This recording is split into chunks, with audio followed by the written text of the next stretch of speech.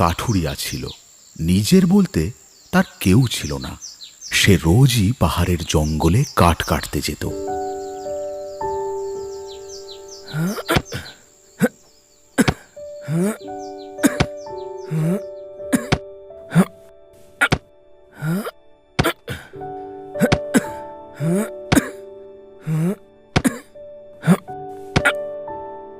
একদিন সে জঙ্গলে কাঠ কাটছে, এমন সময় দেখল হঠাৎ সাদা রঙের কিছু একটা গাছ থেকে ঝুপ করে নিচে পড়ল।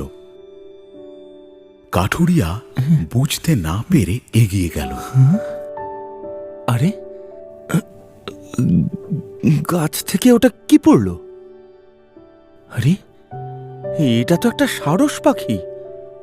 দেখে তো মনে হচ্ছে পাখিটা নিশ্চয়ই খুব ব্যথা পেয়ে মাটিতে পড়েছে। আহা, বেচারা উঠতেও পারছে না। কাঠুরিয়া সারসটিকে কোলে তুলে নিল। তারপর পাখিটির মাথায় গায়ে হাত বুলিয়ে দিতে গিয়ে দেখল ডানায় একটা তীর বিঁধে আছে। হ্যাঁ, এই তো দেখছি সারসটার ডানায় তীর বিঁধেছে, তাই পাখিটা এত কষ্ট পাচ্ছে। আমি এই তীরটা বের করে দিই। এই বলে ডানা থেকে সে তীরটা বের করে দিল। তারপর ক্ষত স্থানটা জল দিয়ে ধুইয়ে দিল। আস্তে আস্তে পাখিটির ডানার ব্যথা কমে গেল, আর সারসটি মহানন্দে ডানা মেলতে লাগল।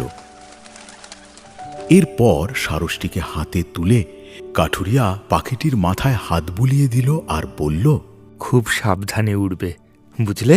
আচ্ছা, আসছি বন্ধু, বিদায়।